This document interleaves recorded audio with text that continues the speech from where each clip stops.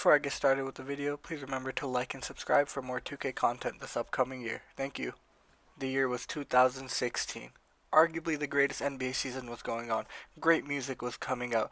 Gaming was in a great state. And more importantly, NBA 2K16 was out. NBA 2K16 is widely regarded as probably the greatest NBA 2K game ever made. Obviously it had its flaws, but the positives outweighed the flaws. Park was great, my team was great, overall gameplay was great, and it seemed like going forward 2K was only going to get better. Now what went wrong? Nobody could see the steady decline 2K would start going on from this game. Everybody thought it was just going to get better. NBA 2K16 had such a great foundation. The three parks for my park, the My Career itself, the My Player Builder system, the badge system, everything was great.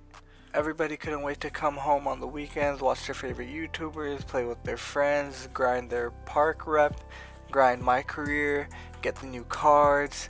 Everything was perfect. The decline actually started with the next year's 2K, NBA 2K17. Now people do remember this game very fondly, but you gotta remember when NBA 2K17 was out at that time, the game had many flaws, and a lot of flaws people just don't like to think about because of how bad 2Ks after that were. When NBA 2K17 came out, a lot of people were disappointed because not only were the parks the same, nothing was changed about them, maybe just like the daytime setting. Like for Sunset Beach, instead of it being daytime, it was like evening time.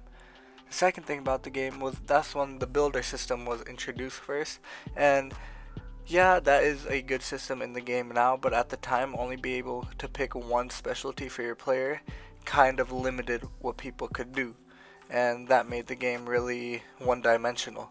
And the game was very dominated by sharpshooters, which made the game really annoying to play because people were pulling up from like Curry range in park and greening every time.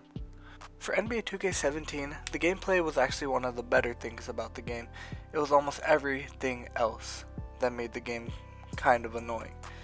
The most infamous part of the game, and everybody's gonna know what I'm talking about, is the Paul George screen. Paul George was the NBA 2K cover athlete for 2K17, and there was this glitch that would happen every time you launched the game. It would just sit on the screen of Paul George for however long, until you'd have to keep restarting it, look up videos on how to fix it. This was one of like, I don't know why it kept happening. It almost felt like it wasn't fixed throughout the year, and that was just like, yo, what's going on? NBA 2K17 did feel like a step back from 16, but it felt like something 2K would bounce back from. It felt like, oh, it was just maybe an off year, 2K18 is going to be much better. 2K18 has to be probably the worst 2K made. And this game, it goes from how the neighborhood was introduced in this game, but it was so poorly made to the point where everybody just stopped playing it like mid-year. The gameplay in this game as well, like 2K17, the gameplay was a strong suit of the game, but it was almost everything else in this game that made it unplayable. In this game, whenever you wanted to switch clothes for your My Player, you'd have to go all the way back to your My Court, go into your closet, change, come back out, and then walk to the neighborhood to play again. And there was a subway thing that could take you from the beginning spot in front of the Allen Iverson statue to the neighborhood, but that subway almost never worked. It was like glitched the whole year. You'd go in it and then like it would never come out of it. And the park in this game, they took out park affiliations and they took out park rep. The rep for your My Player, quote unquote rep, was your overall. So what the game did is they just made it really difficult to level up, and the legend status in this game was hitting 99 overall, which was really difficult to do. It was a new thing introduced to the game, and not a lot of people were opposed to it, but we did miss the park rep system. But in 2K18 it was just everything else, all the other dynamics of the game that just made it would take forever just to load into games, and it was just not enjoyable. Now after 2K18, 2K19 was the next 2K that came out, and 2K19 was actually an up year. 2K19 brought back the same overall system from 2K18, and the sense that hitting 99 overall was kind of like your legend status. They added a new neighborhood that was so much easier to navigate. You didn't always have to go back to your my court to change your clothes. Getting into games was so much easier. Gameplay was so fluid. But again, in the park that year, it felt like the rep system was what was missing from that game. And that was probably the only knock I would have against 2K19. Obviously, every game's gonna have its flaws when it comes to gameplay, but for 2K19, overall, that game was really fun. My friends and I enjoyed the hell out of that game.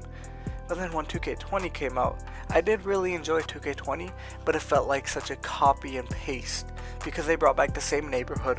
All they did was change like the texture of the courts, like the colors of the floors and everything.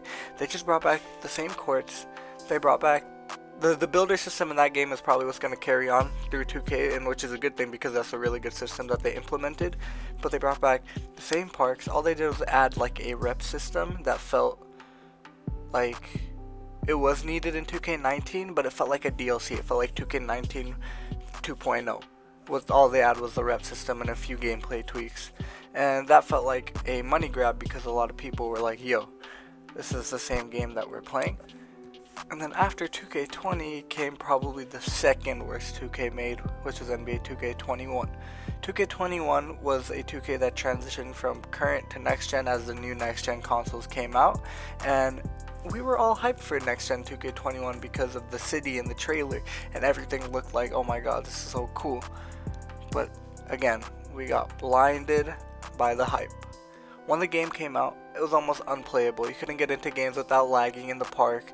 You couldn't get into Pro-Am games, Pro-Am 5v5, 3v3. The menus were all messed up, your stats were all glitched, and the gameplay was just off. Now everybody's wondering, why has 2K not gotten better from 2K16? Could it be because that was their peak, the gameplay couldn't have gotten any better? Or it could be that 2K has gotten comfortable. Over the years, the only real competition that 2K has had, or everybody has wanted them to have, was NBA Live, and that's made by EA. EA and NBA Live actually used to be the main basketball game that was out for a while until 2K10 came out, which brought out the My Career system, and since then 2K has just been the powerhouse NBA video game. EA has been trying to make some NBA Live games over the years, but they have also been taking some gap years because the games just haven't been as good as 2K. And with 2K knowing that they really have no real competition, I think they have just gotten comfortable, and they're putting out a product that they all know that we're just gonna go out and buy. We're gonna drop our money on it. We're gonna get the Ultimate Edition because I'm not gonna lie, I buy the Ultimate Edition every year, and I'm gonna get the Ultimate Edition every year for 2K because I'm just waiting for the game to be fun again, and I believe this year is a step in the right direction for 2K gameplay to rise back up and for 2K to be a good game again. One of the things people have been calling for over the year, mainly my boy Agent 00, is how he has said every year consistently 2K needs to add more developers to their team, which they finally did this year. Back in March, it was revealed that 2K has added to their development team, which everybody was really excited for because that meant more people are going to be working on the game, which means we might finally get a better product, and rather than an unfinished game at launch, we get a game that's much more playable.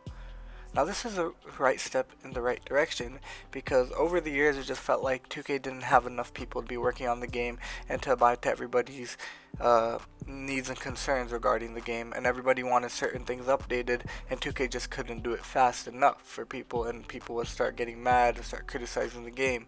And this will help people have a more positive view on 2K, hopefully, because that is something 2K really needs. Every year it feels like more and more people start hating on the game because it is pretty valid to hate on the game right now because of the product they've been releasing. This year I feel like they've had a better approach to revealing things about NBA 2K22, such as gameplay tweaks, gameplay mechanics, rather than just dropping some hype trailers and all of us just assuming that the game is going to be good.